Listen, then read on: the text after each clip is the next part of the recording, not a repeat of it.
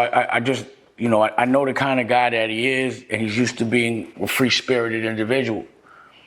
And then I start to reflect, like, yo, how did you avoid all that? How did you just know to stay away? You know? And it's just because, like, regardless of whether what he was doing was illegal or not, that will be judged in a court of law. But what we do know was he was doing some loose shit. Mm-hmm. Like, there were actual freak-off parties, and there were environments and things that were going on that I personally would never, ever, ever do, be around. And I think people know me, and hearing about these things actually happening, people would be like, now I understand why Dame really didn't get along with certain people. And then I'm thinking, yo, this shit was really going on? Like, cause it seems like there's like the general party, and then there's the VIP party where all the elite, so the elite people have to be knowing about what's going on, and they're still there, whether they're participating or not. That's a secret. And that kind of secret, because, I heard things, but not that crazy. Not the things that have been admitted to doing, like, not pause baby oil crazy. Like, I didn't know, like, it's just something that was unfathomable to me. The fact that didn't get out, that means that's a very secret club.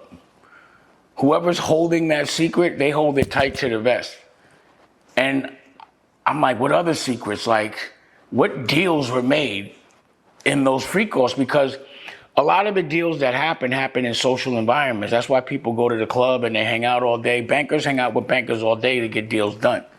Like, I would go to Tripiani's and we'd make, $1 billion deals over a bottle of vodka.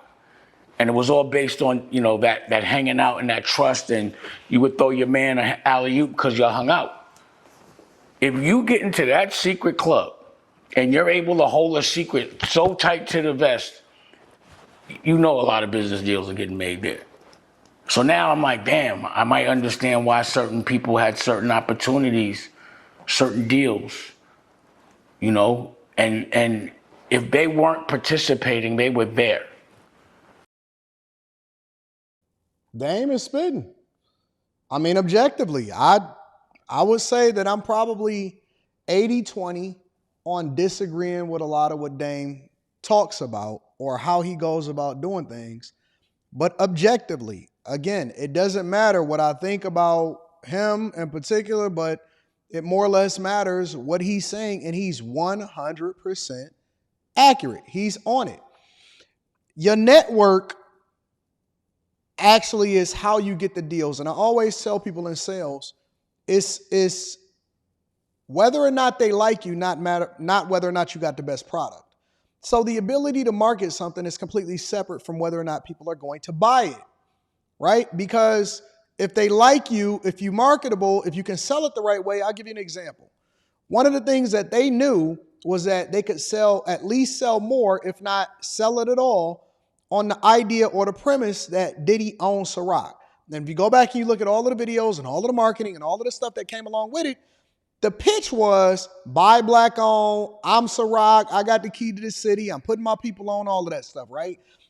But when we came to find out that he never owned any of it, which I suspect there's a lot of people that don't own the thing that they say that they own. Maybe Rick Ross don't own Bel Air, you know what I'm saying? All of this stuff, but he makes a whole lot of money, which doesn't negate the fact that he makes a lot of money, but the whole marketing aspect of it is why we buy into it, why people buy into things. You buy Jordans because Jordan's name is attached to it. It's not because it's Nike, it's because it's Jordan. You see what I'm saying? Jordan made Nike. So we buying into stuff based off of that, but the idea of how you secure the deal matters also. And that's the thing that you go back to when you start to look at people's legacy, right? And Dame is 100% right. What don't we know? What don't we know based off of the type of people that was able to hold that type of secret so close to their vest for so long? Very few people ever talked or mentioned, and the first time that we ever discovered that Diddy was involved in any kind of freak-offs, which obviously, you can hear rumors and rumblings, oh, a Diddy party, Diddy party, Diddy party, and then everybody was just like, no, I went home early. Bullshit. Bullshit if I ever seen it before in my life.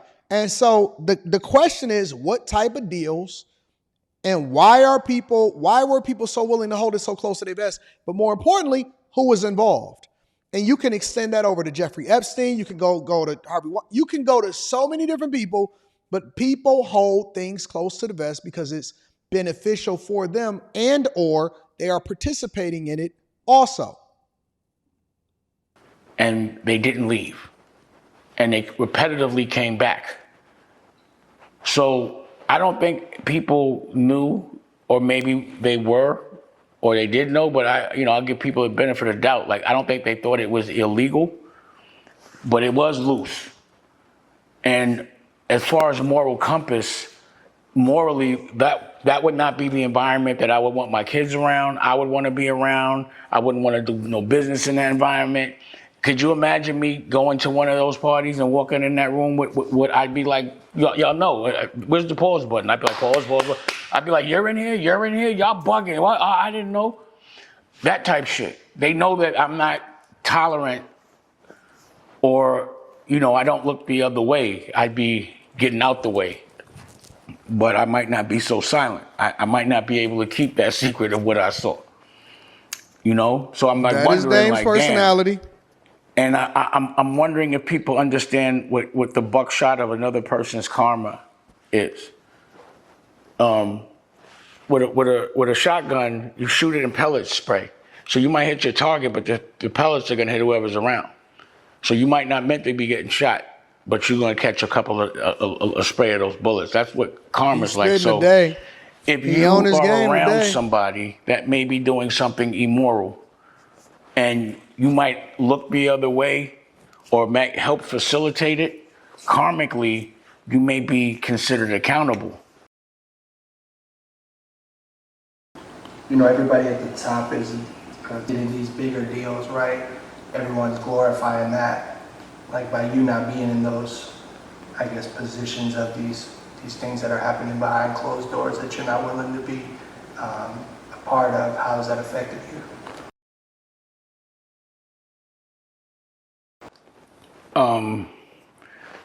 It's made me depend on my family. It's made me focus on the things that really matter, like education, how to really help our culture, raising a child, eating healthy.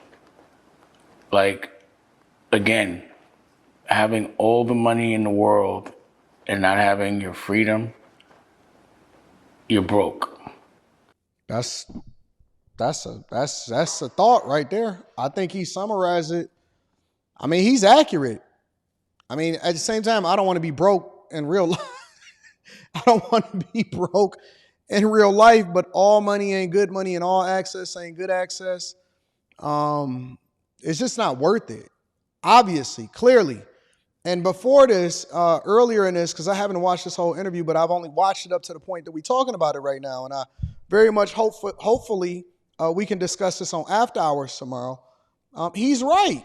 I think that he's absolutely right. I think that having all of the money in the world, if Diddy could trade, here's a question that we would like to ponder, and then we need to apply this to ourselves. If Diddy could trade the last 30 years for normalcy, for just being a regular person working every day, or just being partly okay, well off, but not rich, billionaire rich, would he give it all up in order to be free today? Would he trade those 30 years, the 30 years of winning and then being able to control everything at the top?